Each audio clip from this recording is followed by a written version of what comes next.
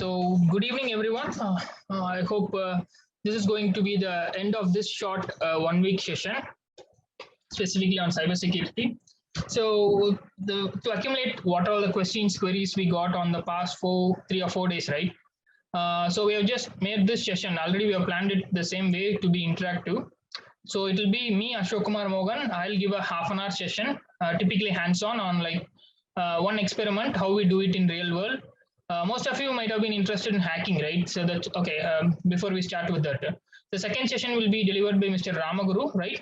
He'll be delivering on penetration testing, one core area in which cybersecurity companies used to recruit candidates after BTech or MTech. Fine. So most of you are interested in hacking, the so-called hacking stuff and the investigation stuff. But whatever you see in movies that might not be much relevant in real world, right? So today, what is the thing which I have planned for is like, with respect to the first day session, if everyone remembers, we had something on cybercrime investigation, right? Some basics on cybercrime investigation. So we'll just see how to gather an evidence. You might have seen in crime scene, right? Police people used to go there and take the evidence of hair strands, a knife, and someone have left some items in the crime scene. The same way in digital, typically in cybercrime investigation with respect to digital world, right? So we used to have evidences like your pen drive, hard disk, laptop, mobiles, tablets, or any electronic device, again, which is capable of storing, retrieving, and transmitting data, right? So with respect to the supplementary courses, I have just hooked up to our TIFACO's certification page. So whatever certifications which are all listed here are value-added courses. So either you take a BTech or MTech program, right? So maybe you can just choose any of these certification. Obviously, there's a separate fee for that, but it won't be the market fee. It's a student sort. So all these vendors are giving the courses like at a concession fee for Amrita students, right? So that's a separate thing. But with respect to the courses, we'll be having this A+, N+, penetration plus, security plus.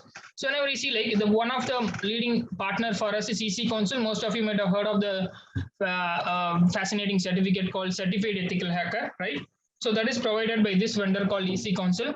And then we have a vendor called CompTIA, a standard vendor who provides certificates called Security Plus, Pentest Plus. This will be interesting for you, I hope so. So when you get onto this page, and when you get onto this CompTIA page, right? Just a minute. Okay. I just want to drag it and put it somewhere here. Yeah. When you get onto this page, right? When you click on CompTIA, you'll be finding quite interesting of like 5 to 6 columns. When you click on this, it will take you what is cybersecurity. Is IT right for you? You can take a cyber quiz and you can evaluate yourself, right? So what all the cybersecurity certifications, what all the career pathway from first year, second year, third year, final year, what certification if I do at the end of the 4-year program, how it can be helpful for me, because at the end of the course, right? So most of us are interested in getting a good job, right? A dream job, something like that.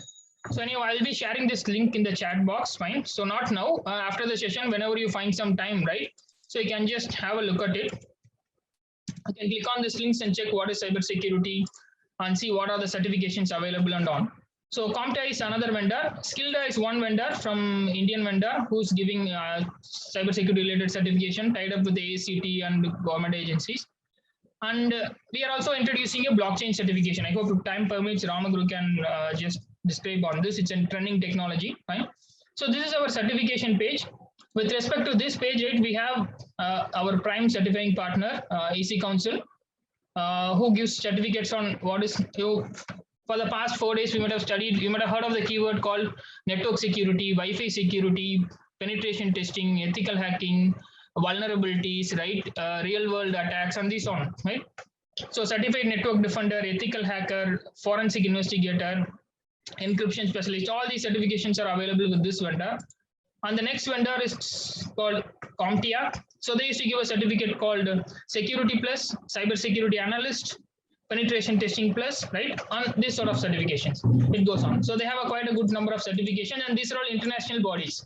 The certification, the courses are accepted universal, because what we felt like, so whenever we are offering our MTech program, many companies were asking, oh, fine, students are pretty good, they are just trained well, but do they have any international approvals, accreditations, right? Typical sort of certification. That's how we introduced this certification. and it helps us a lot in certification carriers for our master grads. So with this quick intro, let me just jump on to the demo. So with respect to my session, which we had on Monday, right? So today we are going to see something on how to take an evidence. For example, let's take in this scenario today we are going to see a pen drive, like 1 GB pen drive. So that 1 GB pen drive comes to the police people or cybercrime investigator. They want to gather all the evidence from the pen drive. And then whenever we talk about any crime scene, right, the first thing is the evidence should not be modified or tampered. Right, that's what you see in movies. Police will put a white kerchief and take the knife. They won't touch the knife as such, right? The same way you take a hard disk from the crime scene. Here the crime scene might be a victim's computer, maybe an attacker's computer for computer lab or an organization, anything, fine? So whenever we take any evidence can be hard disk, pen drives, tablets, mobile phones, anything, fine? So with respect to this, if you are just going to take the evidence and then we say like someone have sent a mail last week, Friday, they have deleted the mail. Being a cybercrime investigator, we want to prove that in the code saying that this individual using this computer, using this username and password, they opened their browser, typed the mail, sent to the mail, and then they deleted the mail. Something like that. Just like typically, you know, right? When we watch movies, we'll rewind and see what happened maybe before 20 minutes. This is typically a timeline. We are going to say what happened previously with solid evidence that can be proved in the court of law. Fine. So let's quickly walk on through this. See, I've just taken a virtual machine that is available on this. Again, this is one of the lab from Security Plus course, whichever we teach here at Namrata, one course called Security Plus, CompTIA Security Plus. So in that lab, lab number 30 is something on acquiring digital forensic evidence. Fine. So there will be 2 steps. Let me just quickly move on. Using Linux, I hope my other fellow instructors also might have shown you this OS, Kali Linux, right? Right. This Linux is mostly used for so-called security, finding the security vulnerabilities. Or sometimes students used to claim that it's going to be like the hackers OS or something. Fine. So I'm just clearing it. Fine. I've just logged on to the device. So let us see, like for example, I'm this computer PT01. When I click on here, right? You are finding DC1, MS1, PT01, RT local. 4 computers are there available in this network wherever I have connected. So I have connected to a computer called PT1 and the machine called Kali. Fine. So in this, what we are going to do is right. Let me check. Let us assume like again that's a 1.1 GB volume. A pen drive. Let us assume like a 1 GB or 1 GB or 2 GB pen drive. Fine. So that is connected to this system. Fine. So our evidence is a pen drive. We are going to image the evidence. Fine. So let me just show you. I'm opening a notepad. So when we talk of this cybercrime investigation, right? There is a keyword called image. What comes to your mind whenever we talk about image? Can someone give some answers in chat? Okay, picture. Fine. Someone have replied with this picture. Any other ISO, photo, JPEG? Okay, picture, evidence. Fine. So okay, most of the things whenever we talk about image is going to be photo, right? Whenever we talk of image, it will be JPEG, bitmap. Sometimes it can be ISO. Someone gave an answer called ISO, right? ISO is typically, let's say like you are having a Windows 10 .iso file, maybe like 4 GB file to install OS, right? So these things are called as images. But practically speaking, in with respect to CCI, cybercrime investigation, or CSI, crime scene investigation, image is typically a exact copy of your evidence. Exact copy of your evidence. So let us assume like in this scenario, what is the evidence we have? We have a pen drive, fine. So let us assume like we have a pen drive connected to this Kali Linux machine, fine, OS. And then we want to take the image of the pen drive. What is that image of pen drive means? Image of a pen drive is taking the bit by bit copy of the pen drive. Let us assume it's a 2 GB pen drive. I'm going to copy the whole 2 GB. There are many technical description. I'm not going to go in depth. It might confuse you. For now, for time being, you can infer that image in crime scene is typically taking a copy of your evidence. Fine. So let me clear my screen. Fine. Again, these commands, don't panic, right? Because whenever you just do a lab on Kali or whenever you do a lab, you come to know about the commands whichever I'm typing. It's not like that only people, those who are so good in forensics or investigation will be able to type the command. It's common. You can see here on the right side screen, step-by-step instructions are given how to perform. Fine. So what to do? I'm just clicking on a terminal. You can see here the black color terminal. I've clicked and opened it. Root at Kali. Kali is the computer name. Root is the username. Fine. After that, what I'm doing, they're asking me to check the partitions. So if you're hearing this keyword partition for the first time, right? Partition is typically, for example, you know, right? You have a laptop, C colon, D colon, E colon, F colon. Each colon may be 200, 200, 200 GB. So you get a 1 TB hard disk, split it into small partitions. That is called partition. Fine. Individual, we call this partitions or sometimes volumes. Fine. So you can see here SR0, SDA, SDA1, 2, 3, SDB. So SDA1, 2, 3 is my hard disk, whichever may have it in my this system, right? So SDB is typically going to be my removable disk. That is a pen drive. My area of concern is I want to take the image in the sense copy of this SDB. SDB is the pen drive. Fine. So there's a command available. Again, I'm just checking df-h fine /device /SDC, sorry, SDB. I'm giving the volume name. It clearly says, yeah, it is a 2.9 GB device, right? Available is 2.9 GB. So let's assume like this is going to be like a 3 GB device, right? It can be a pen drive, it can be any device, right? So if at all you're taking a hard disk, it may be 250 GB, 500 GB, 1000 GB, likewise, right? For time being, I have taken a small volume because it will be easy for us to image it, make a copy just within 1 or 2 minutes, fine? So what I'm doing, I'm using a command called dd, right? dd is typically a command in any Linux OS to take an image in the sense copy of something, right? So I'm going to take an image of dd, if is my input file. Input file is equal to /dev/sdb. We know the location. Space OF, output file. Where I want to save the output, I need to save it in /root, the current user, whichever I am there. And I want to save it in a file called suspect.img. I am storing it in a file called suspect.img. So image files will be stored in extension called .img. See, whatever image files you see, JPEG, bitmap, ISO, something like. So image files can be stored in IMG, sometimes DD, right? Sometimes E01, A01, many formats will be there. So today we are going to create an image in IMG extension, fine? So clicking on this and I'm just giving enter. So it will take some time, roughly 20 to 30 seconds because it's a small volume. Within that, what it will do, hey, I have successfully imaged it, fine? It will give me a result saying that the imaging is done. Once when the imaging is done, what we are going to do next, you see the instructions on the right side. Fine, imaging is done, images exist on the disk, everything we need to check, fine. So let this imaging complete, fine. So after taking the image, what is the conclusion? Okay, you have taken, okay, it says like 2.9 GB imaging is done, fine. Okay, how much is copied? 2.9 GB is the total size of the, take the pen drive. I have copied only 1.1 GB because it's having only 1 GB data. How much time it took? 41 seconds. It's taken a speed of 26 Mbps. So the image is done. If I give a ls command and check, the image will be available here, or ll, whatever it may be. Okay, ll bash is not available. So ls -ll. Okay, you can see here suspect.img. The image file, whichever you have taken, is available here. So how to verify whether this is the actual image or this is a whole pen drive image, fine. So we have some commands, fine. So let me show you the next step, fine. So what they are doing is like, you remember maybe first day when we are talking, I was discussing about something like, you send me a message, meet me at 6, fine. But for example, this is the sender, fine. Sender is sending a message called meet me at 6, fine.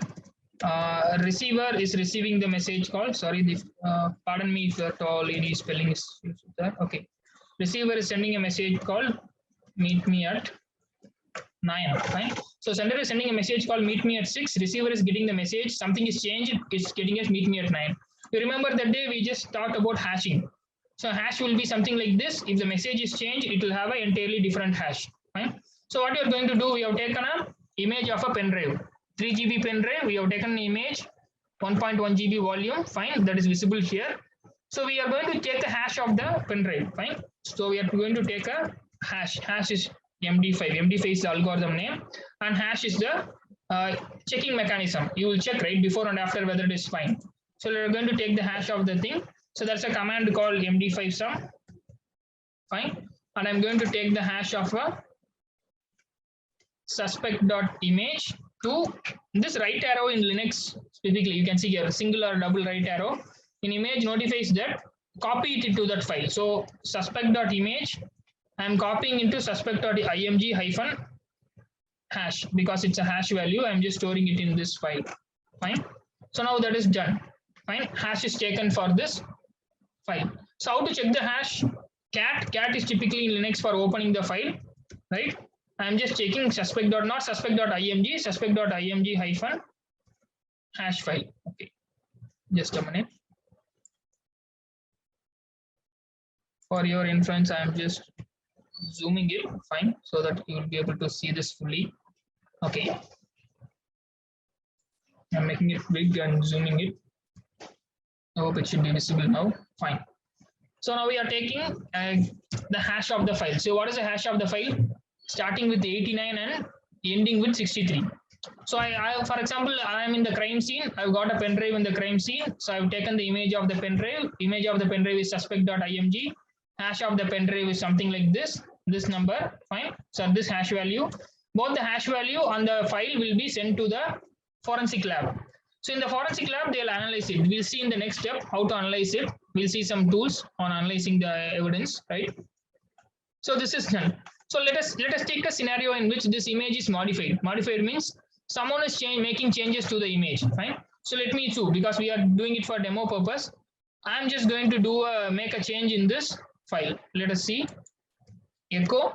I'm going to add some content. See, you remember the example here, right? Meet me at 6 and meet me at 9. Instead of 6, I'm going to change it to 9, or else meet me at 6 tomorrow. Something like that I'm going to add it. Fine. So I obviously the message is going to be changed. So you can see the hash before the message is changed. Now I'm giving echo command. I'm adding something to the file. So I'm going to type today. Fine. Yes.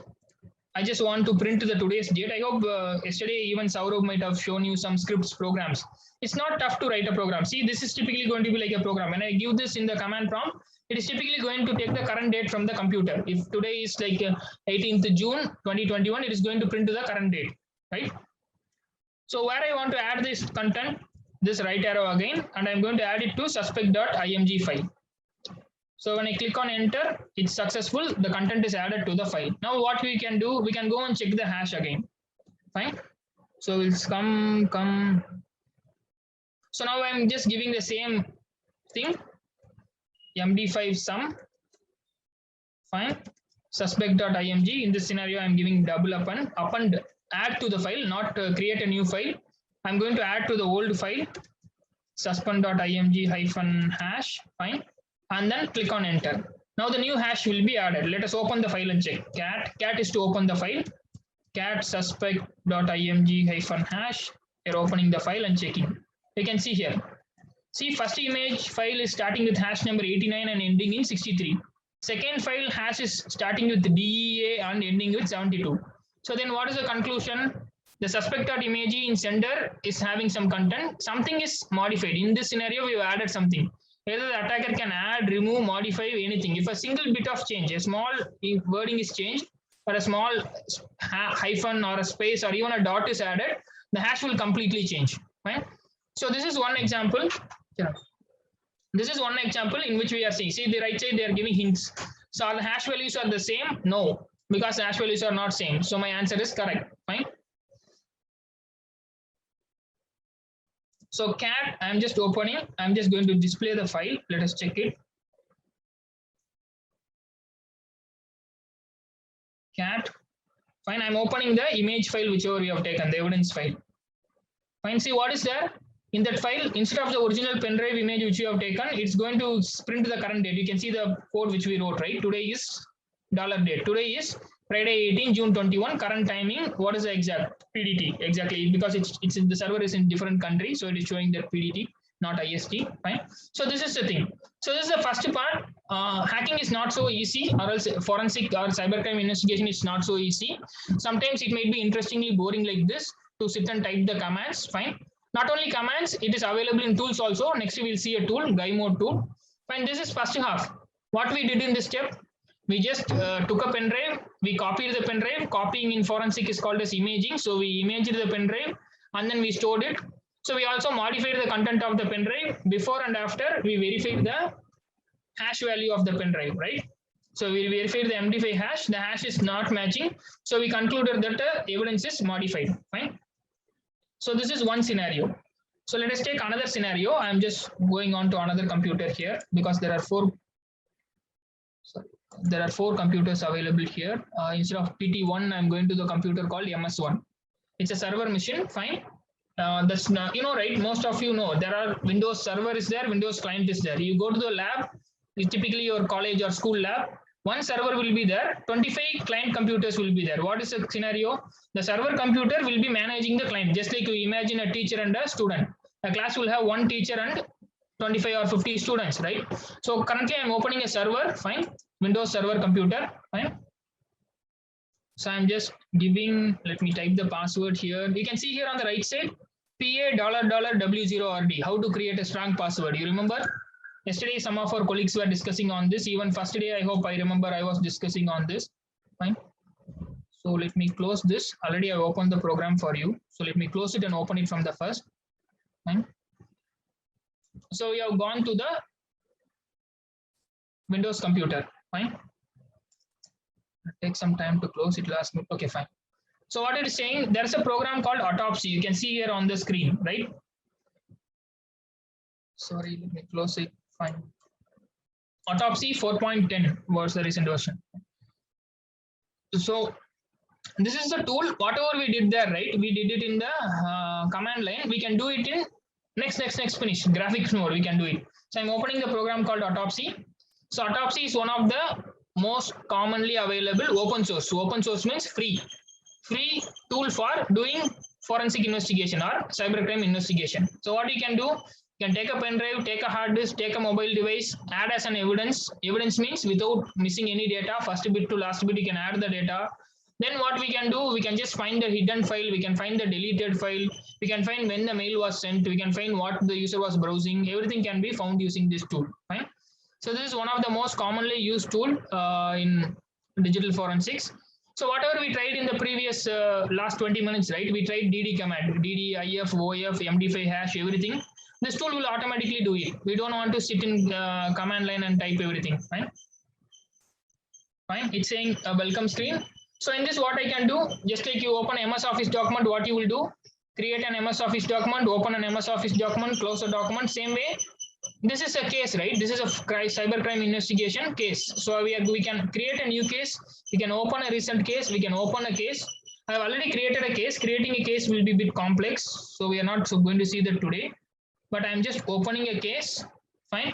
So the case is stored on my desktop. File marketing, sorry, forensic marketing. Forensic marketing.aut. See, AUT is autopsy file. So I'm opening this case, which I already created. When I click on open, it will take some time. You can see at the bottom right side, it will show you a bar, a progress bar, and then it will be opening the case. So let us say like this forensics case, typically forensic-marketing.aut. Fine. Let's take it's an example of the pen drive image which we took in the previous scenario. Let us check what is inside that. Fine. It can be a pen drive, it can be a hard disk, it can be your tablet, mobile device, the whole computer, anything. Fine. So it will take some time to load. Fine. So meanwhile, when it is loading, right, after this is getting loaded, what we are going to see, this autopsy tool has many features. Fine. As you can see here, they made okay. Again, what to do will be given step by step. As I do regularly, right, we are just doing it in the flow. When you are doing it for the first time, if you are going to take this course in any future, if you are doing it, this will give you step by step instruction how to do it and what to do. Fine. So let me show you this. Just give me some time. The case is opening. Fine. Yeah, the case is created. We have already created a case. This case is open. Fine. In that you have a data source. Let me extend the time for my lab. Okay. So data source, when I double click on that, marketing.vhd, virtual hard disk. Typically, it's a small partition, a small part of the hard disk that is taken as an image here. Fine. So small part from your hard disk is taken, typically VHD volume. Fine. So that is given here. You can see here what to do. Go to data source and click on marketing VHD. I clicked it. I need to select one and click on the hex. You see, I'm just clicking on, there is something like volume 2, volume 3. Volume 2 is NTFS. I can say this is a Windows computer. Volume 3 is again NTFS. I can say this is again Windows computer. Volume 4 is empty volume. See, 000. Now data is there. Fine. So this is this volume. This volume is this image or evidence is having 4 partition, 1, 2, 3, 4. 2 and 3 are having typically NTFS. NTFS means Windows. Right. So all these things, if at all you take a digital forensic course or cybersecurity course, part of digital forensics, right? So you'll be learning this, how to take an image, how to add an evidence, how to find whether it is a Windows or a Linux or a MacBook or else a mobile device. Fine. So this is one thing, data source. So let us come on to the features. So when I click onto the view, you will see normal files and deleted files. Right. If at all there are any deleted files available in this thing, it will show you with me an into mark saying that these are all the files that have been deleted. Fine. So let me give you some interesting things. EXIF metadata. See, you take a photo. Fine. So these are all the photos that is available in the computer. I'm clicking on any of the photos. Fine. And then I'm clicking on the option called file metadata. Metadata is typically say you take a photo from your mobile, Oppo X3, right? So it will say, hey, this photo is taken from Oppo X3 mobile. This photo username is there. This photo is taken, if at all you have a GPS enabled, it will give you this photo is taken in this GPS location. It will give you timings, when the photo file was created, when the file was modified, when the file was accessed. Everything will be available here. So that is called metadata. You can see it is giving you all details about the photo. So you remember one thing, let me show you. MD5 hash. You remember we created this MD5 hash to check the image in the previous thing. We did it in command line, but this tool will do automatically. Whenever you give a file, it will take the hash of the file and store it. Fine. If the same jellyfish file is available in some other place, if this MD5 is changing, we can conclude that the file is modified. Some changes are done. So that is called as things. So encrypted data, I hope in previous classes someone might have discussed. Sorry, some of my colleagues might have discussed on this. Encrypted data or suspected data. What does it mean? You have a file, MDB, typically a Microsoft database file, password protected file. Without the password, we cannot open the file. So we have some other files that is stored on your mobile. Let us say like your Facebook data is there, some DB files. So that is encrypted. It is not, we cannot decode it or decrypt it without the proper key, right? You remember yesterday when we discussed about the ransomware stuff, right? So extension mismatch. This is one interesting feature in Autopsy. So what you do, right? You create a file. Let me give you an example. You create a file called secret.txt. In that you type your ATM pin. I'm not typing any of my ATM pins. I'm giving you an example, right? Secret.txt and you type the ATM pin. You want to store it. What you're going to do, you go to the command prompt, secret. You give REN, renaming the file. It's different REN, RN, right? There are many commands available. Sometimes rename will be there, right? Rename, fine. Secret.txt file. I'm renaming it to secret. Let me give you an extension called document, right? Typically doc or docx, right? So I'm giving an extension called MS Office document.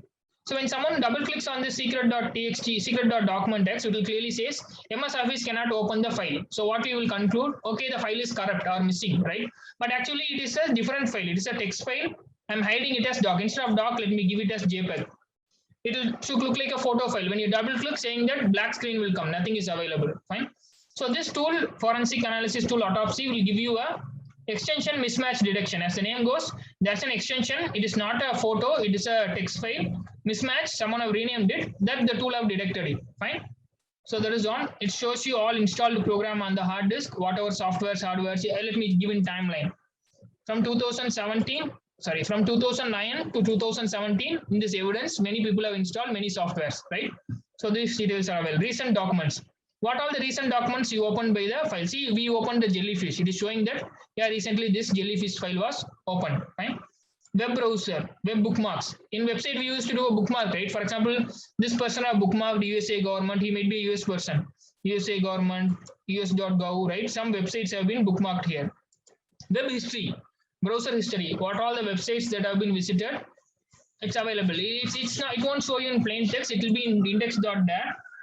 Fine, it's typically going to be like a database file. Fine, you can see here index.dat files. Fine, so with appropriate viewers we can open, say like which date, which time, what was the browser visited by the user. Fine, so let us see something additional about things. See, IP addresses, keyword searches, right? So I've created a filter to see what all the IP addresses available, URLs available, expressions available. These are all advanced keyword hint. We need to create it and do. Fine. And then emails, interesting. See what is interesting. They say many 141 interesting files are there. These are all small subfiles. We call it as part files. You're just browsing something in Facebook. It may create a temporary file. See, you have taken the temporary file, part by part will be there. If at all any chat you have done, if it is stored, most of the times Facebook don't store in plain text. If any chat or something is stored on plain text, right, you can see the chat. Part files can be seen. Some interesting files are also available in this hard disk. Fine. So and then you can create a tag. In this thing, for example, let me take like in this exif. So my case is something related to this jellyfish. I have got the jellyfish evidence. So I'm right clicking it. Fine. I'm adding the file tag and I can give, see, category, different categories will be there. I can, or else I can just bookmark it into the file name. So this will be, whenever I make a report, this file will be added. Not all 1000 photos will be added. Whichever photo is needed for the case, only those photos will be added. Fine. So there is another feature called timeline here. As I said, this hard disk is going to have data from 2006 to 2017.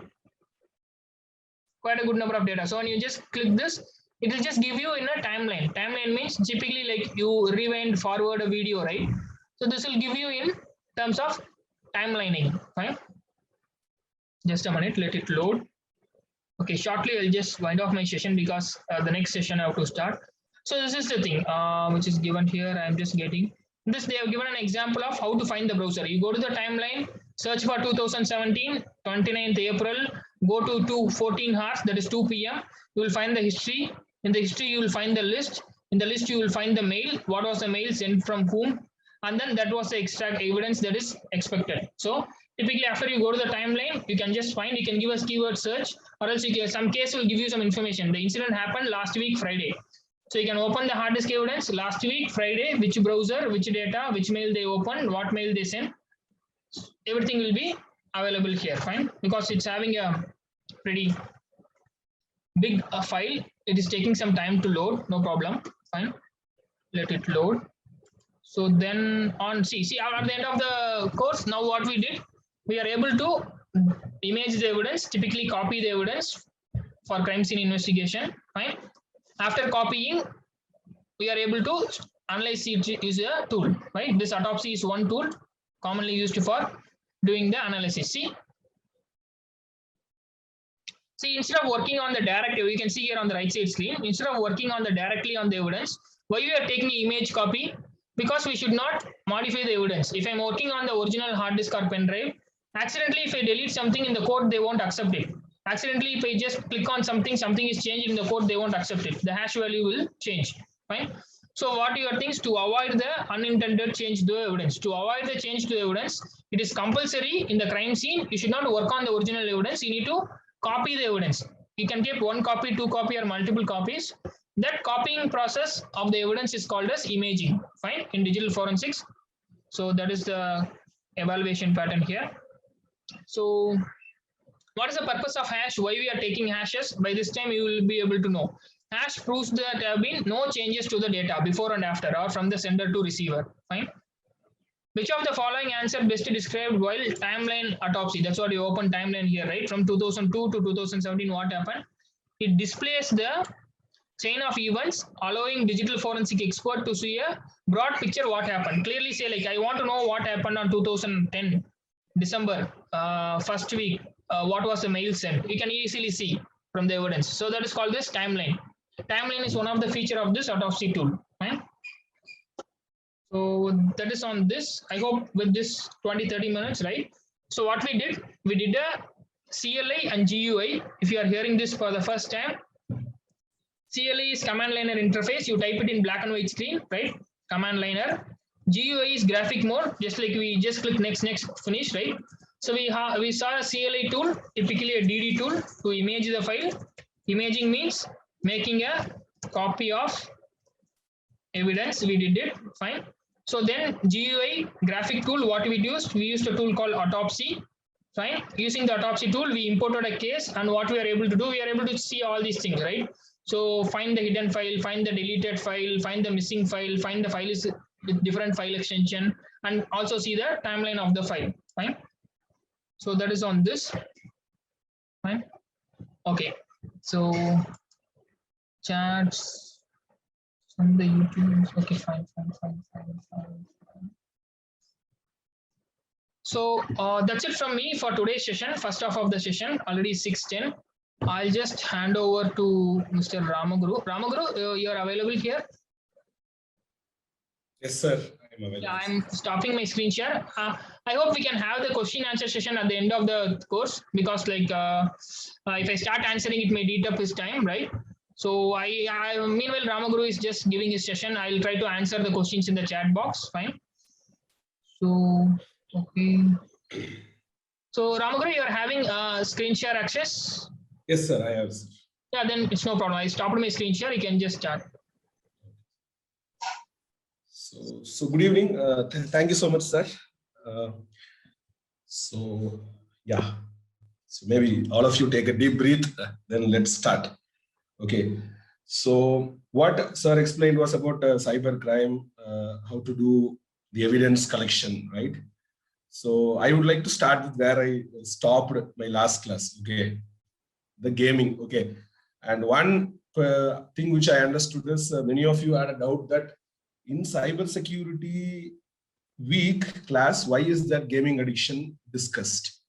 Okay, I think I discussed this point, but it was not clear for many. So I would like to start with that. Okay. If you remember the first session, it was cyber crime, right? So cyber crime is that anything you do using a cyberspace, or if you use your digital mobile or computer, laptop, anything to do with the digital cyber thing, you do any offense, that comes under the Information Technology Act and something with in line with IPC or some other thing, right? So if you remember, for example, this video, okay, which I told that there are websites where people normally don't play games, but they watch games, okay?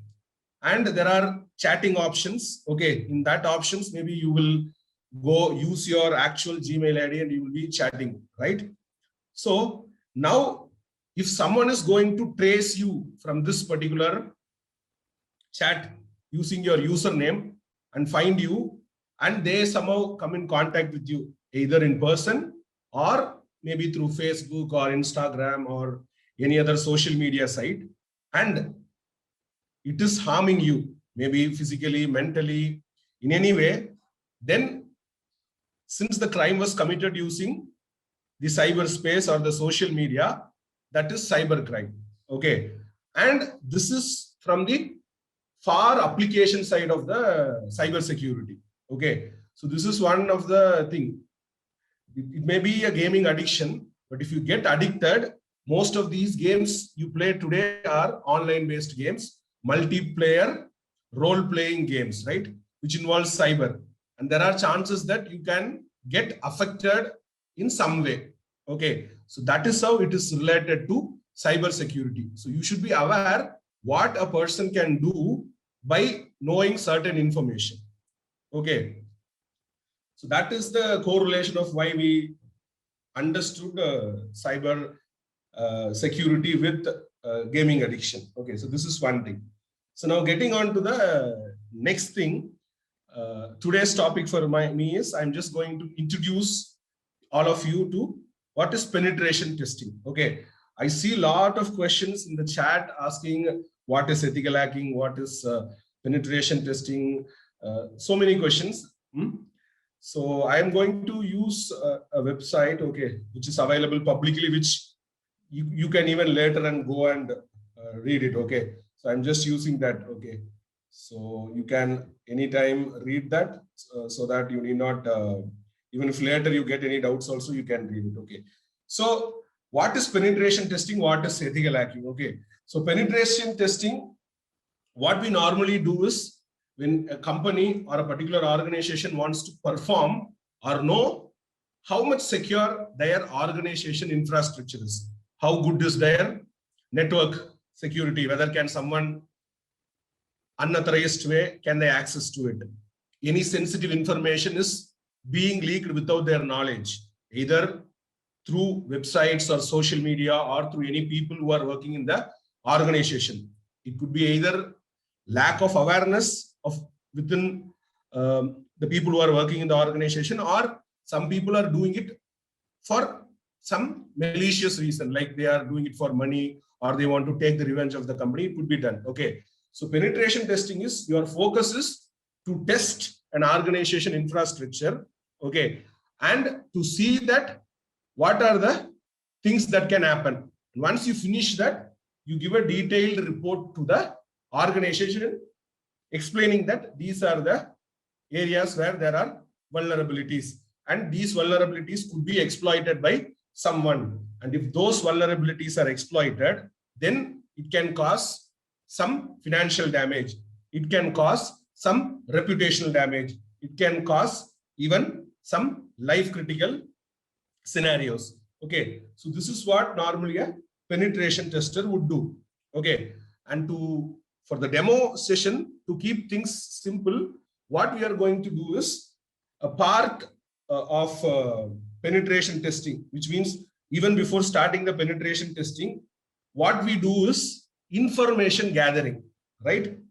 For example, if you are planning for a summer vacation, okay, first thing what you will do information collection, right? Which place can I go? Ooty, Kodaikanal, no. Darjeeling, Aircard, no. Switzerland, you do. Before going, you see, right, what all places can I visit? So before doing any activity, normally information collection is the process that all of us do, not just in cybersecurity, even in our day-to-day life, right? So even before doing either ethical hacking or non-ethical hacking or penetration testing, all these three people or all these three scenarios, the first thing that they do is information collection. Okay. And where do they collect information? First, from publicly and openly available resource. Okay. And this particular method today is popularly known as open source intelligence. Okay. Sorry for the spelling mistake. Yeah. Open source intelligence, which normally we call it as OSINT, O-S-I-N-T. Okay. So what is open source intelligence? Open source, you know, something that is available publicly, which can be accessed by everyone, and it is free of cost, right? So you go search for things that you want publicly and get those data, process those data, and you create an intelligence. Okay. For example, you want to go to best places in Coimbatore. Okay. And this is from what? Publicly available, right? It is from Google. People would have reviewed people. So it is basically open source data that is available in internet. Okay. But this, we do not call it as intelligence. This is just information that is available. You have to collect these information, process in your mind. Okay, I can go to this place because I have not seen it. Okay. So you collect these openly, publicly, freely available information, process it based on your requirement. Then that data becomes information. Then once you know what to do with that, then it becomes intelligence. Okay. Just by getting a link, you will not become intelligent, right? So this is one important thing. Okay. So open source intelligence is the first thing that normally a penetration tester or any person who want to attack a system or penetrate a system for a testing purpose would do. Okay. And it can be done both manually as well as using automated tools. Okay. So I think that is clear. Okay. So now I'm just going to use a tool. Okay. Okay. So this is called Recon NG. Okay. So this particular tool is called Recon NG. Okay. I'm not going to run a live demo. No? I'm already set something. Okay. I'm just going to execute and show it. Okay. So now the scenario is like,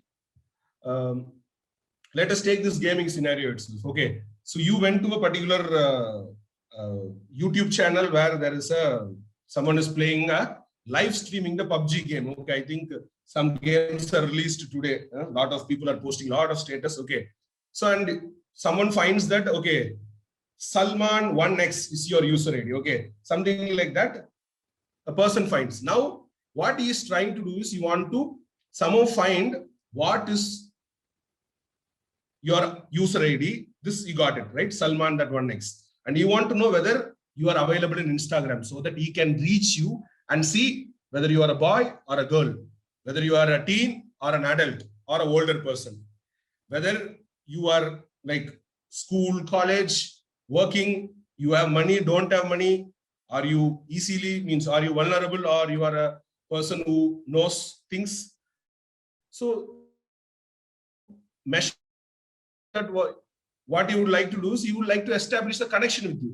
Okay, for that you will try to find out your other things. Okay, the simple thing what he can do is go to Google, say Instagram, right? And he can say that Salman 1x, he can type. Okay, if there is a user ID that is matching the Instagram, you may found it. For example, my Instagram account, Ramaguru, you type. Okay, it may come, it may not come. Okay, it depends upon how do you search, because here I typed a spelling mistake. Okay, Instagram. Okay, so now you type, it may come, it may not come. Okay, so you can use a Google search, but you want to know whether he's in Instagram, whether he's in Facebook, whether he is in Friend Finder, whether he is in Tinder, you want to do all these things. You will not be able to do manually. Okay, so in that case, what you can do is you can use automated tools. Okay, one method is going for a simple Google search, and another is to use an automated tool. Okay, so now here what I'm going to do is I'm just going to search my name only. Okay, not any other name for privacy reasons, or for okay. So DB insert. Don't worry about these comments. Anyway, I'm not going to explain these things. Okay, 1 minute.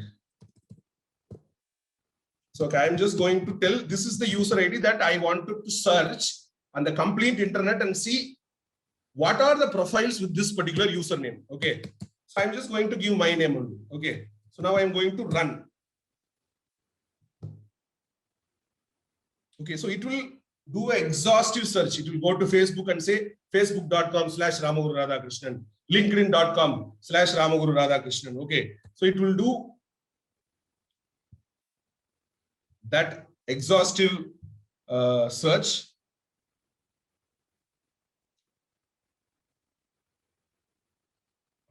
Okay, there is some problem. 1 minute.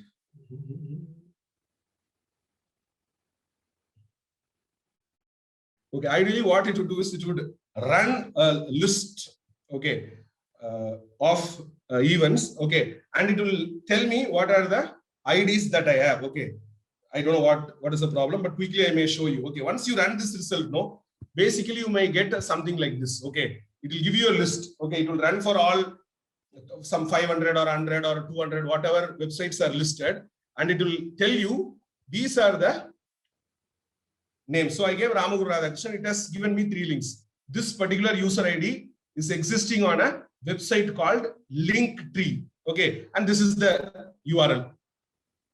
He is available in Docker Hub. Okay, he is available in GitHub. So what I can do, for example, if you correlate it with that Salman 1x, you search it, it may list Instagram and the Instagram profile link, Facebook, the Facebook profile link. Okay, what you can do, you can quickly click that and see, you can see their profile, right? If their account is public, you can see whether it is a boy or a girl, school going person or a college going person, right? So for a given username, using this particular tool, you will be able to find out whether accounts are existing on social media, and if there are accounts, then it is what is the links. Okay, there is some problem, I don't know what. Okay, so now what I did is I did it for my name.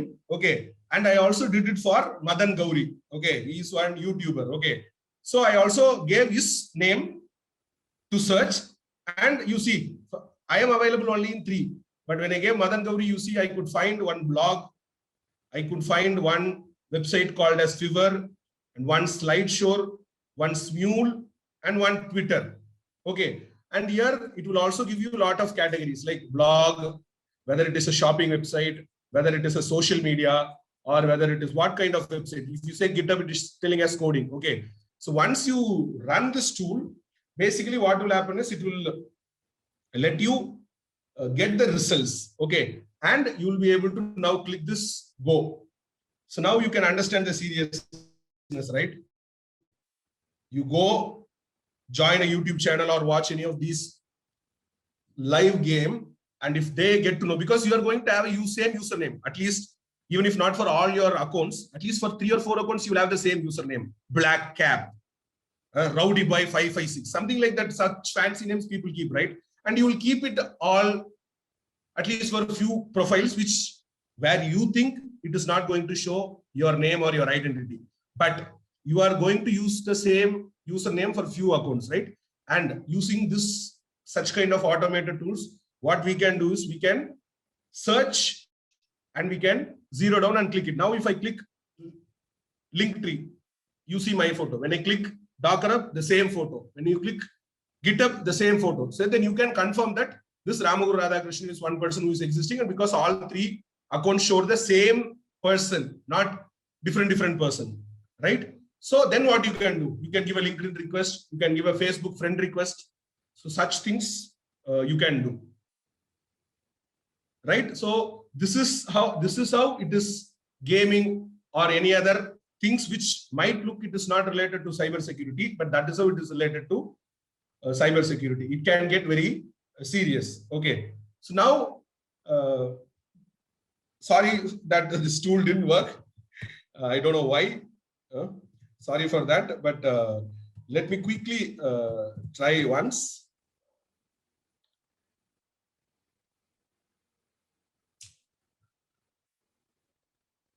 Let me quickly try only once. Okay.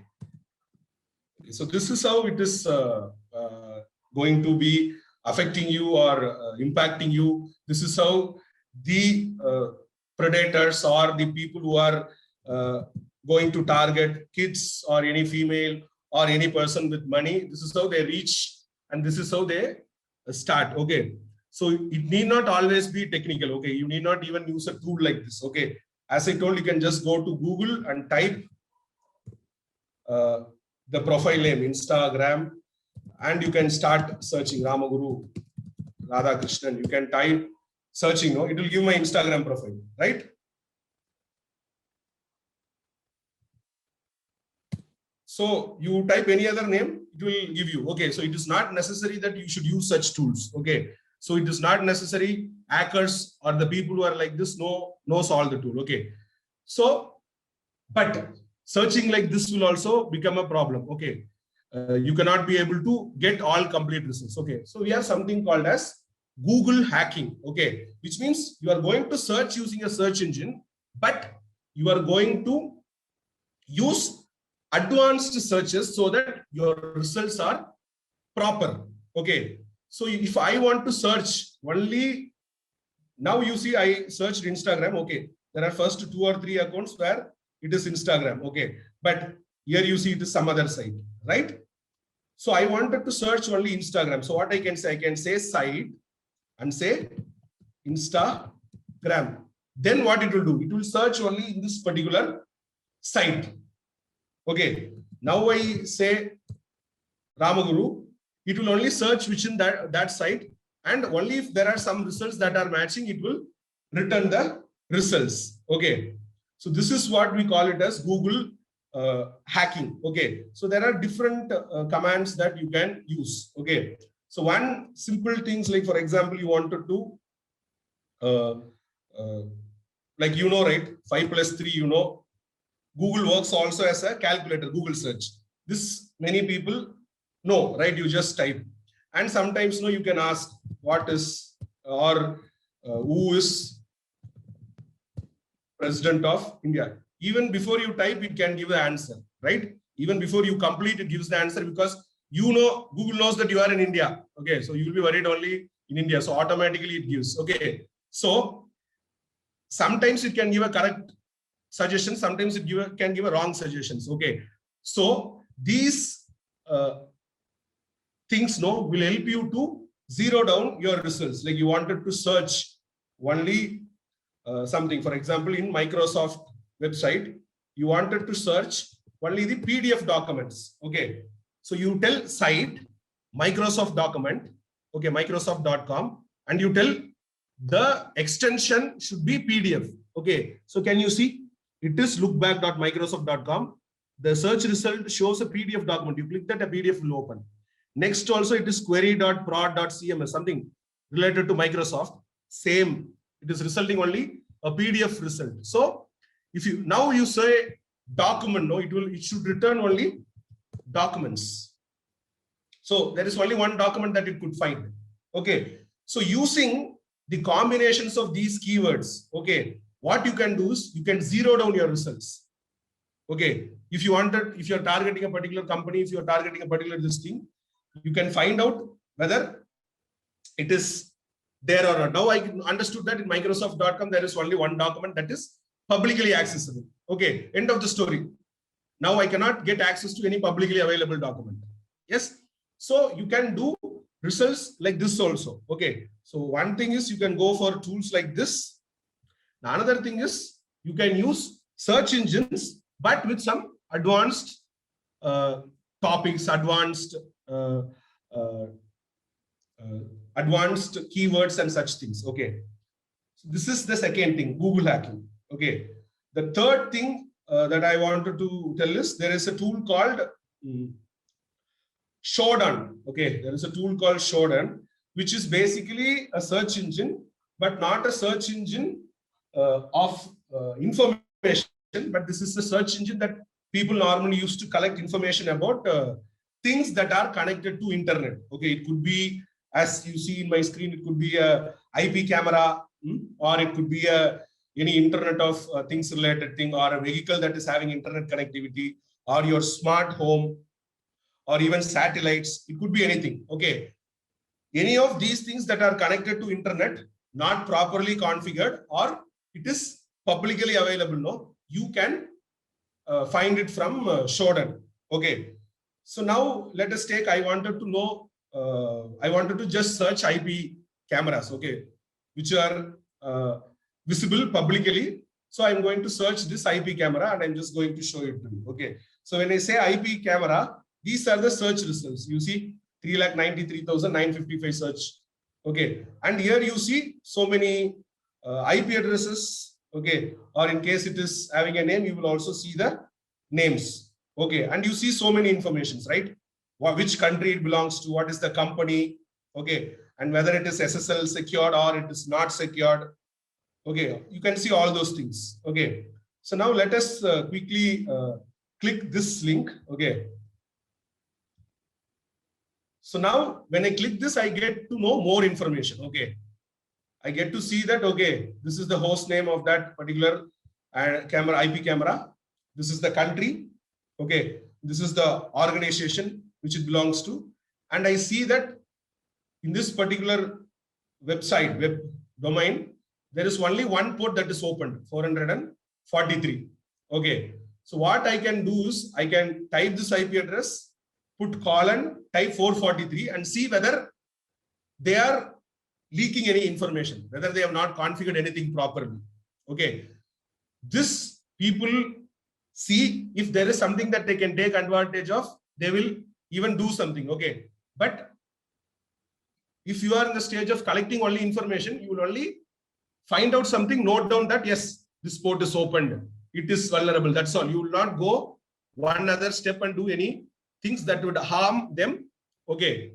So now what we can do is like you take this particular IP address. Okay. 92.1.1.1.209.60. Okay. Here you see it's a different set of ports. 17238081. Okay. So what we can do is let us go to that thing. Okay. 92.111.209.60. Okay. And I saw 8081. Okay. You see, it is going to a page where it is asking a username and password. So now My job is simple.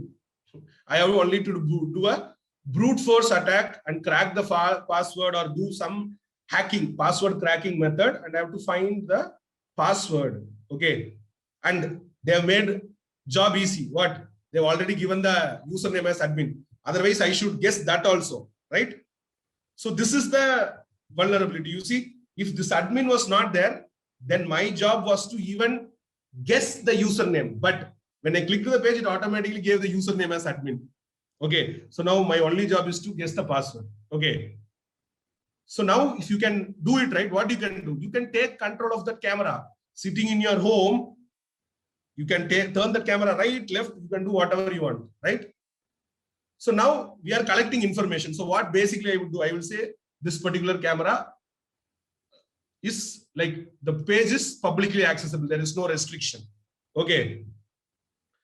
So this is what is like collecting information from. So now where I got this IP address from Shodan, right? I never knew this IP address. So you should know what is that you wanted to do. Maybe you are targeting a organization, or you are targeting a particular person, or you are targeting a particular country. It could be anything. Okay. But if you know what is that you wanted to do, accordingly frame your search query. Use Shodan for finding about the things that are connected to internet, or use Google search or any other search engine with advanced search keywords, or use tools like RecordNG. This is only one of its tools. Okay, there are many other tools that can be used. Okay, then you can get information whether something is publicly accessible, something is shown unnecessarily. Okay, all those things you will be able to see. So now I also found one more IP address before the class started. So now I am going to try to enter here. Okay, this particular domain. Okay, but here in this site, no, it will not give you any home page. It will either keep on loading, or it will tell the site is not reached, or even if it is reaching, no, it will show a pop-up. That's all. It will not show any other information like what you saw in the previous screen. Okay. So this is one example. The other example is, okay, so when you say VSAT, okay, it will search all the satellites that are accessible. Okay, when you say IP camera, it is all the IP cameras. Here, no, you see satellites. So now understand the criticality.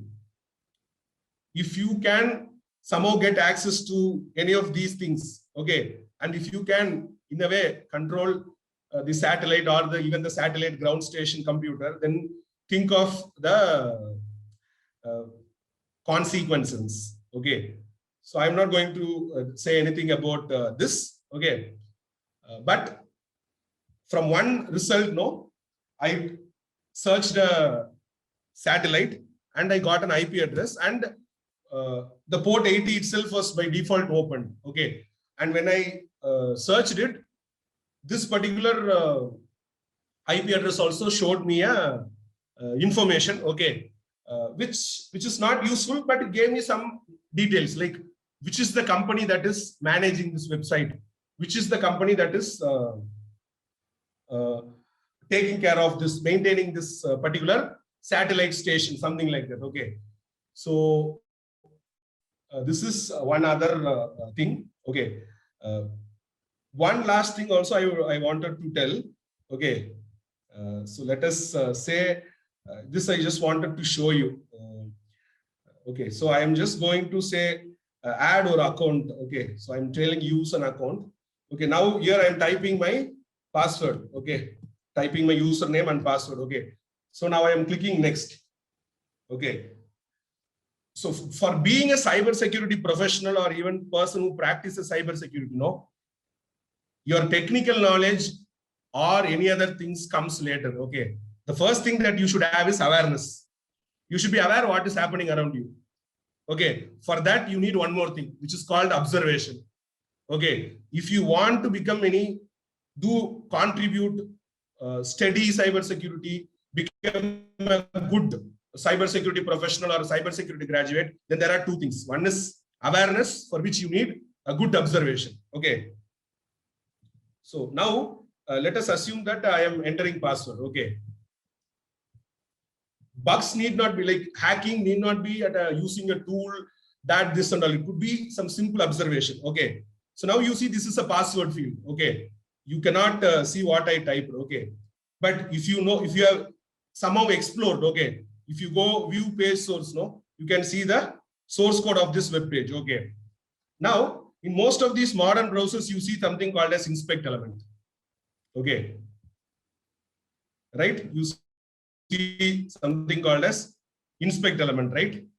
So if, for example, you can click show password here, it will, of course, it will show. But there are some places where you will see this text box. You go to the corresponding area of this text box. For example, okay, so this is the place where the text is there. Okay, so now here you see the password, the input type is password. Okay, that is why the password that I entered is showing. Now assume that this show password is not there. Okay, you are in a website, your friend has entered the password, but before he clicked next, maybe he got a phone call and he walked away.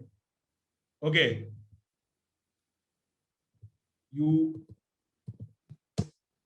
Now you can see, right, I didn't click this show password. What I did, I just changed this password to text. This is very simple. Okay. If you have learned HTML properly, then, and if you know this particular feature that you can inspect element and that will allow you even to change, then you got your friend's password. No password cracking, nothing, no tool is necessary. Okay. So this comes from just observation and awareness that, yeah, there is an inspect element.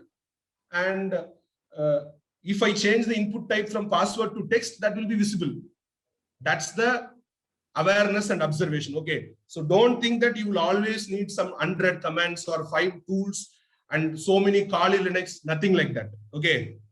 If you wanted to do something just with your observation and awareness itself, you will be able to do. Okay. So with that, and one last thing, I would like to end this session. Okay.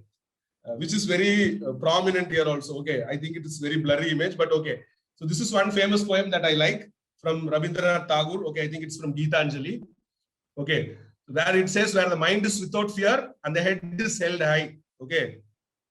If you are doing, which means if you are doing something that is correct, at least you think it is correct, you will act without fear. Okay. And if you are doing something without fear, whatever happens, no, you will keep your head high.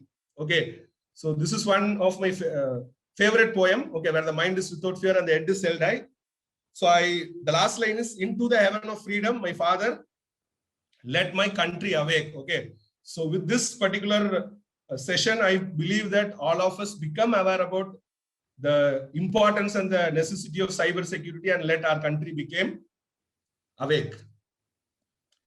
Thank you so much.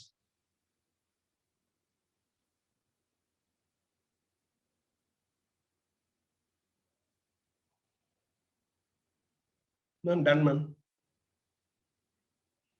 Okay, fine. Yeah, I'm also here. Students, if you have any questions, we have just, meanwhile, when Ramaguru was giving his session, I just answered most of the questions in the chat box, Q&A session. So if you have anything else, like you can just type it in the QA session, right? Not exactly in the chat box, you can type it in the QA session. Fine. So if anyone wants to have a, I hope this is going to be the final day. And again, this is the final day of cybersecurity team presenting to you regarding what all things. So I just broadly want to answer some questions. What is ethical hacking? Like we have learned lots of things about hacking, ethical hacking, black hat, white hat, and other things. We can keep in mind like this is one of a tool or a technique in which when you just learn this ethical hacking as a part of your course, you will get some privilege in cybersecurity, right? So that is one thing, fine. So nothing to think of the out of the box and confusions between this black hat, white hat, and gray hat. Obviously, we recommend everyone to be white hat. We don't want anyone to be a black hat, right? So only in movies, people are interested in going to jail. We are not interested in going to jail in real world, right? So never ever try to become a black hat, right? That's offensive. We don't recommend and we don't teach any of the black hat stuff also, fine. Second thing is like many I gave a comment saying that, sir, we are not able to grasp what you're typing on the command lines and other things. So again, just to give you a grip on how these courses will be, right? So we have typed the command lines. Today I typed like 4 or 5 commands, right? So it's not mandatory. What you do in school days most of the times, right? You'll memorize everything. Even I used to do the same thing. Memorize everything, write it, get a mark, get a star, or nothing will work in real world. Whenever we talk about real world courses like cybersecurity, AI, and on, right? As Ramaguru was mentioning, right? We need to just get the basic concept, learn it, practice it, and then master it, right? So that is expected in real world, right? So you don't panic. Whatever we did it today, right? Even for the whole of the 1 week, you'll be learning it in slow by slow. For example, imaging a pen drive. If you take a cybersecurity course, there will be a course called Digital Forensics. In that, there will be an experiment 1 in which we will show you how to image a pen drive. We'll ask you to bring a pen drive. We'll show you how to image the pen drive. We'll show you how to recover the data from the pen drive. That will be a part of the course, right? So we are just showing you, just like movies and trailers, right? We are just showing you the what all the broad domains that is available in cybersecurity, right? So this is the thing which I want to convey. Any questions, queries, if at all, for final session? Any live questions you have, you can just raise your hand. We can unmute and we can have the session. It's 6:45, right? So we can have at least few. Okay, 3 participants raise their hand. Just a minute. I'm just allowing Sri Devi. Fine. Yeah. Yes, Sri Devi, you can just shoot your question. You can unmute and you can just shoot your question. Your mic is muted.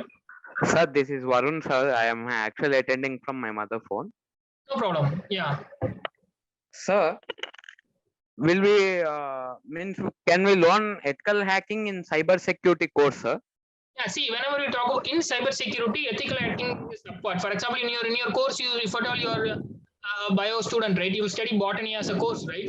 So the same way will be one of the course in ethical hack. Sorry, one of the course in cyber security. It's going to be one of the subdomain, right?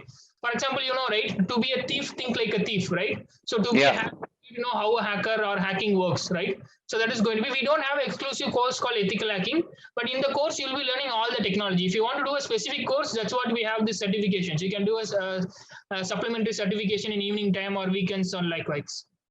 Yeah, sir. Thank you, sir. Yeah, thank you. So I'm just unmuting Siddharth. You can unmute yourself and then raise your question. Sir, good evening, sir. Sir, my doubt is that so far from the course which I have attended from day 1 till day 5, that is from Monday, will we get any certification? Cool. Anything related to certification, this things, because we are directly from cybersecurity. Sir, I'm not able to hear you, sir. Yeah? Sir, your voice is extremely low. No, I'll just any questions, queries related to cybersecurity, you can just ask. Other questions you can just directly post it to our admissions team. They'll be able to answer you. Sorry to interrupt, sir. Siddharth, the certificates will be provided after next week's sessions. Next week also one session we are having. After that, we will be providing the certificates for the whole summer course, separate session certificates. Yes, ma'am. Thank you, ma'am. Okay, 1 or 2 will answer. Like I am just unmuting Mohana Krishnan. You can just unmute yourself and raise your query. Sir, Yes. do our Wi-Fi providers see our personal information, sir? No, they are not allowed to, because every country has a privacy. You get a dongle from Huawei, they can't see your data. But if at all we are talking about viruses and malwares, right? If the pen drive or else if your Wi-Fi dongle or Wi-Fi provider has some malicious software like a virus or a worm, knowingly or unknowingly, they can sniff or steal your data.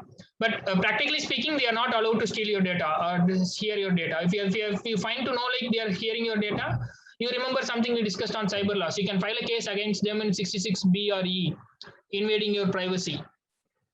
Fine? Okay, sir. Thank you, sir. Yeah. Sir, I have one more doubt, sir. Yes. Yeah. Sir, if I am pursuing degree in BTech AI and ML, sir. Okay. But I have learned cyber security related courses which are available on our Amruta website, sir. Fine. Can I get the job related to cyber security domain also, sir? Okay. Practically speaking, like if at all a company, let me give you an example. Norton is an antivirus company. Norton comes to university and says like, hey, I want like 4 or 5 candidates for cyber security. Preference will be given for cyber security candidates in terms of college placement. So if you feel like you can take an AI course and do additional certification in cybersecurity, you can just attend the interviews. It's fine. But there are some protocols. The university has a placement cell, which have some rules and regulations for because the ultimate aim is to place all the students, right? So Yes, sir. preference will be given to cybersecurity students. If at all there is any additional options, if they include AI or any other computer science or any other domain, that will be done. Yes. If we will do these courses, sir, Yeah. will it add some value to our placement, sir, in regard to the offers, means offers given to us, sir, Obviously, likewise packages? it should add a value because these are all value-added courses. You might be paying additional and taking these courses. Again, don't treat it like a normal course. You write an exam and complete it. These are all 50-50, 50 concepts and 50 practicals. You need to do the practical. There's an international certification. Just like that, we won't give you the certificate, certified hacker or certified pen tester. International certification is there. We'll give training for everything, and then you need to take your course. Just like you take it. I hope this time you did right. Just like you take a 12th exam, everything will be trained. Writing the final exam and taking the marks and getting a pass mark is up to you. Yeah, sir. Thank you. So I'm unmuting Mohana Krishnan. I hope if he has answered, I'm unmuting Mr. Those who have answered can just lower their hands so that we'll just quickly wind off within 5 minutes or so. So I'm unmuting Mr. Ganesh. Yes, sir. Sir, nowadays our government of India is asking the social media apps to change their policies to stop the spread of fake news. No, sir. They are asking to change their policies such that they could find out the first person who started spreading the fake news. In that case, the end-to-end encryption may break and our media accounts can be more vulnerable. I'll just shortly brief you. That is the conflict going between the company. You say Twitter, Instagram, WhatsApp, Facebook, and Indian government. Indian government says, say someone is posting abusive about maybe like CM or PM or someone. So I need to find what is the message. Let's assume like I have retweeted. You have tweeted. I need to find the first person who tweeted or else first person who posted the message. So that is the claim from government side. But what this company says, hey, I never store any information, how many times the message is sent or who is sending first, second, that will invade the privacy of the user. So that is a conflict going between government and these companies. It's up to government. Government might block it. Sometimes the company might say, this might not allow my company policy. I'm not going to give Twitter for India. It might also happen. You see like in one of the African countries, Twitter is banned. The government is banned Twitter and Twitter is also not giving any service for the country. Fine. So this is extremely, we call it as a deadlock scenario. Anyone have to compromise, either the government or the company. Yes, sir. But if they change the policies, our social media accounts will be more vulnerable to the hacking, no, sir? No, what government is asking, like not like that, put it everything open. Government is asking, whenever government asks, give the data. You don't want to put it everything open. But at least to government, you need to give the data. Last week, someone posted in Facebook, the Facebook post went viral, 2 people was murdered. So with respect to that, Facebook should give the first post. Who made the first post? Only to government, not to public. And that is the government's claim. Okay. Okay, fine. So, Hari, I'm just unmuting. Yes. Good evening, sir. Good evening, Hari. Sir, actually, I used it to download some cracked software, sir. Okay. My PC, my previous PC got messed up through it. Okay. One day suddenly it stopped, for no reason, sir, working, and it's been. No, that's what. See, one of my general recommendation is nothing is free, right? So if Yes, you sir. the software, the hacker, the so-called black hat hacker or gray hat hacker, they might have spent some money, resources, some tools to crack the software. You say like you are getting a cracked version of GTA Vice City, right? So Yes, sir. if that game is cracked, you get the cracked version. Crack is there when you remember. If at all you can remember, right? So what the cracked software will say? See, when you're running the crack, just disable your antivirus, disable your firewall. Why they are saying? Because while you're running the crack, it might install a backdoor, a virus, a malware, or some bad program into your system. After that, even after your virus is open, right? Your antivirus is open, right? Nothing will work. The virus will sit safe in your system. So it's not recommended to use any of the cracked softwares. If you're using it, it's at your own risk. As you said, it might show a blue screen. Your computer might reboot. One fine day, your Gmail might be compromised because nothing is free. Yes, sir. Yeah, fine. So I hope we have answered most of the questions. Any maybe another 2-3 minutes. I'll unmute very few. Anurag.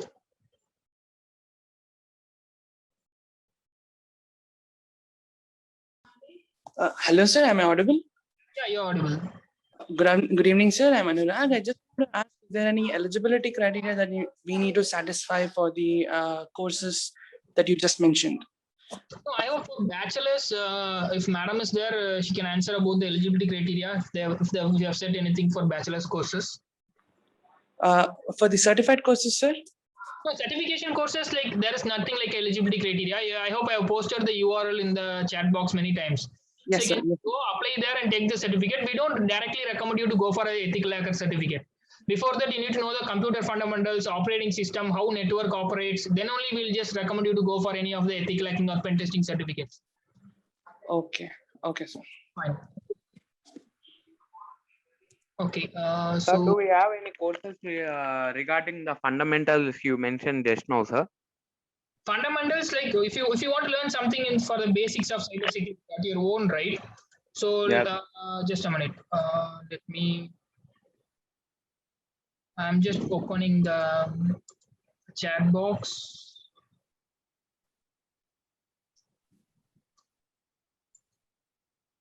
Okay, I'm typing something www.cybrary.it.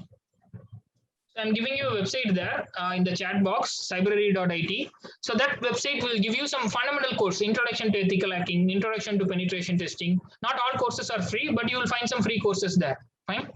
Yes, yes. Yeah. So fine. We'll just quickly wind off. Sir, one doubt, sir. Sir? Yes, you're audible. Sir, recently we found that in Tata's, in Mumbai's power plant, a lot of Chinese hackers had hacked into the system, and from the plant they were not able to supply electricity. Okay. Sir, in a country like India where we are going digital with a lot of things, but we don't have the necessary policies to protect us, what will be the future ahead for India if the government wants to read stuff but doesn't actually make us protected against black hat hackers? What is the future ahead, sir? Got your question, because it's not like that the government is not acting or so. Even whatever may be the political things involved, we don't want to comment on that thing because every government is acting equally good. If you take Indian scenario, there's a group called CERTIN, CERT, Computer Emergency Response Team -IN. So certain India is responsible for all these things. You say like any attack happening on government website, government bodies. So they are acting, you know, like in background, they'll be acting. You say like Chinese hackers, they might have found the IP, from which IP, a formal complaint from Indian government might have been sent to Chinese government. All these things will happen in the background. But you know, like we have a huge population, right? The government cannot manage it all. Fine. So that is one thing. But there are regulatory bodies, which I gave an example, CERTIN, right? CERTIN is a regulatory body in India, which is typically responsible for whole of the country's digital assets. Again, I hope the government is, with respect to the digital India things, government are taking many transformation. Even today, the government have released a toll-free number, maybe like a 5 or 6 digit number, in which you can just go call. If at all you are a victim of a bank fraud, you can directly call them and report it. A new cyber cell is inaugurated in Gujarat today, and every state and every city is going to have a cyber cell. Obviously, it's a responsibility of everyone. Obviously, we'll grow together in the digital world, safe and secure. Fine. I hope I'm just unmuting one or two. Sai.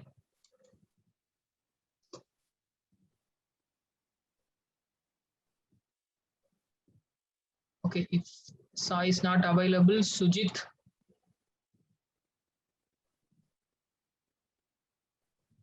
Ashmita.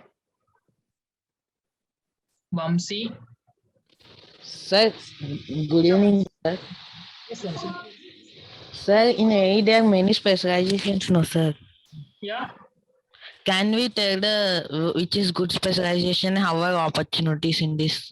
No, this is like that. See, once when you complete your school, you decide where to go for engineering, arts. If it's engineering, you say like computer science, mechanical, or specialization like AI, cyber security. It depends on you. What In interest? CSC, sir. Yeah, in CSE, that's what. In CSE, you'll have a computer science, you'll have AI, you'll have cyber security. I'm talking about Amrita scenario. Fine. Yes, sir. Which specialization is good, sir, in Amrita? Because In CSE. even if I belong to cyber security, I cannot just force you or give a comment saying that take only cyber security. Yeah, all the domains are equally good, right? Even I know some techniques, sir. some companies offering equally good jobs in AI, right? Jobs in machine learning. It's again like that's what we are giving the abstract. So maybe last Yes, sir. organization, machine learning, AI. This week you are hearing about cyber security. You can decide. It's up to you. All are equally good. Yes, Sir, sir. Yes. sir, I'm from Chennai, sir. Yeah. What's your Uh, name? My name is Kaushik, sir. Yeah, Kaushik. Yes. Sir, I have recently entered into YouTube website, sir.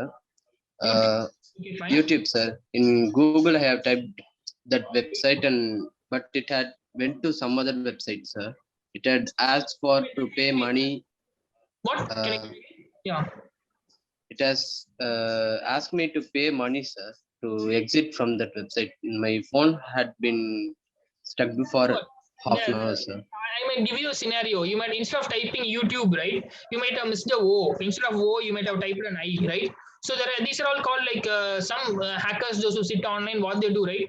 One small letter change in the website, right? They'll make changes and they'll store it on, they'll host a website online. If you on the wrong website, if you land on the wrong website, obviously send you an alert. Your system is infected by virus. You need to pay this amount or something, right? So you can do one thing. I hope we have shared our information. I hope 3 or 4 of our instructors, we have shared our information. You can individually mail us with the URL. We can analyze the URL and let you know. You can just, if you have any screenshot or so, you can just share to any one of us, either me, Ramaguru, Harish, or Saurabh, right? So we'll just try to do an analysis and let you know like how to overcome that if at all your system or mobile has been infected. Fine? Yes, sir. Thank you, sir. Excuse me, sir. Yes. Sir, my name is Sujit, sir. I just wanted to ask the courses like CompTIA, which you mentioned in the beginning of the session, is it available, like freely available for all students, or is it only for Amrita students? EC Council courses are precise to Amrita students. Only Amrita registered students like BTech or MTech can take EC Council courses. CompTIA courses anyone can take. Anyone can just go to the website link which we provided, the partners link. You can request a willingness form. Then batch information will be available. Then you can take. CompTIA course is open for all. Okay, sir. Thank you. Okay, fine. So one small doubt, sir, regarding the career in cyber security. Yeah. Sir, how to enter into the police department which deals with the cyber security? Okay, fine. So after the BTech in.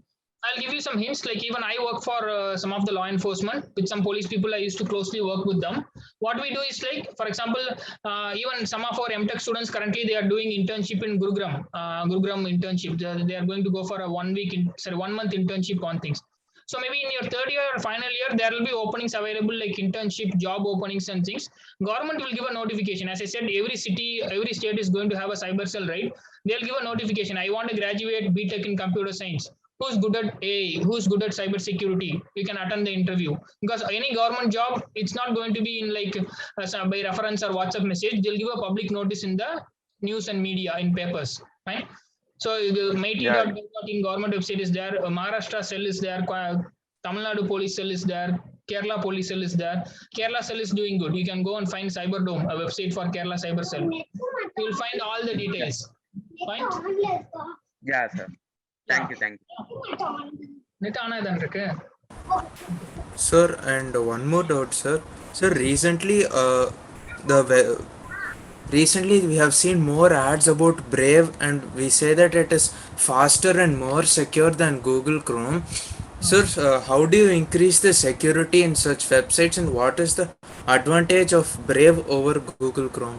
Okay, Brave, someone was asking in the chat box also. Brave claims to have some privacy concerns. They claim that they don't store all the information like Google, right? So even like many of us were using UC browser. Suddenly, government gave a notification saying that see, they are just like Chinese apps. They are just stealing all your information, and then we just shut it down. I mean, this Chrome is from Google, right? So even Google, Microsoft, you say Facebook. Any company, Apple, even whatever maybe things. So they are giving most of the services for free, right? Gmail is for free, Facebook account is for free, WhatsApp account is for free. What is the so-called free? Free in the sense they are getting your data, your name, your mobile number, your mail ID, each one is cost. If I say like you can just write in a paper, your name, your mobile number and your mail ID, I'll give you 2000 rupees. Will you accept it? But that's the value of your data. So most of these companies, it can be Chrome or Brave or whatever it may be, they used to run their company with some of the data. They don't do the so-called hacking and steal all your data, but some cookies, some information about things, what browsing nature, you know, right? So when you search something like a Nike shoe in Amazon, the same Nike ad will come in Facebook. Shoe might be 2,999. Now the shoe might be 2,599. Obviously, you'll be interested in buying the shoes, right? So this is their marketing strategy. Each and every company works in a different plan. So, but when it comes to browsers, most commonly trusted browser is typically Internet Explorer or Chrome or Firefox, most common. Brave, if you are using, you need to regularly update it. I'm not saying that Brave is not good. If you're using any browsers, third-party browsers, you regularly update the browser and keep on monitoring. One fine day you'll get a news. Okay, this browser is compromised. 1 million username password is leaked online. Then you need to go and check whether you are one among the 1 million username password leak. Fine. So it's regularly having an awareness of whatever we are using. That's it. Yeah. Sir, I would like to. Are there any freelancing options with government, sir? Means government bodies? Can we do freelancing? Excuse me. Yes, a minute. Ramaguru want to convey something. Yeah, Ramaguru. Yes, sir. Yes, sir. So, to add Siddharth, I think the person who asked a question from the Siddharth ID regarding the Brave browser. So my view is like I'm using Brave browser. I don't know whether there is privacy. Maybe there is a privacy concern. From what I know is people use, like at least I use Brave browser for working with decentralized web. Okay, the traditional Google Chrome or the other browsers are not compatible with a lot of protocols that is used for distributed web. Okay, so that's the reason why a lot of people go for Brave browser. And again, Brave browser comes with some rewards. Maybe that is also one reason why people go. I think when I showed the Shodan, right, I think the browser that I used was Brave browser. You could have seen some rewards.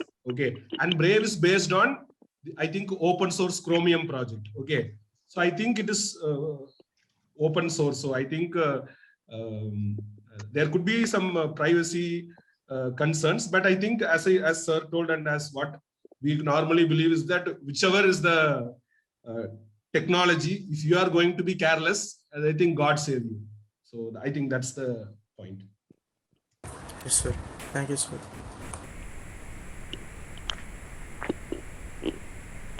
Sir, will there be any freelancing options, sir? Just means with the police department or anything? Yeah, that's what I was mentioning, right? Nothing like a freelancing. They won't give you a case and ask you to solve it individually and give. There are internships available in cyber cells. Initially, you need to apply. They'll have an interview, because if you are applying, you can't apply it in first year itself, not recommended. But second year, third year, after learning some stuff, if you apply, you know what is ethical hacking. You might have completed a CH certificate. You might have just completed a course on cryptography. You know everything. When you apply a job, they'll give you a scenario. They'll just hire you. So typically, you need to start with an internship somewhere on cyber cells, whichever is publicly available. Then after that, you can just jump onto any job roles internally. Yeah, thank you, sir. Sir, can we drop a mail to your account, sir, regarding some career option doubts in the cyber security? Anything related to cyber security, you can just drop us a mail. Yeah, sir. Thank you. Because I don't have any kind of tech background, sir. So some doubts are just there. That's why I wanted. No problem. No, there might be a delay in reply. We may reply after 12 hours, 24 hours, or 1 or 2 days. If at all, we are just tightly scheduled with classes. But sure, you will get a reply. Thank you, sir. Okay, fine. Also, hello, sir. I just had a doubt. I'm Sujit here. With the recent war between the government and the social media apps, do you think that the Indian government can actually have our data and they can mishandle us with their or breach our privacy with the information that we have? That's what is a claim from these companies. Your social media companies claims that even if I'm giving it to the government, my company is going to lose the revenue. No one is will go and get a WhatsApp account if it's not end-to-end encrypted. End-to-end encrypted, the name of end-to-end encrypted itself goes because the WhatsApp has a backdoor to just copy the data and give it to the government. Fine.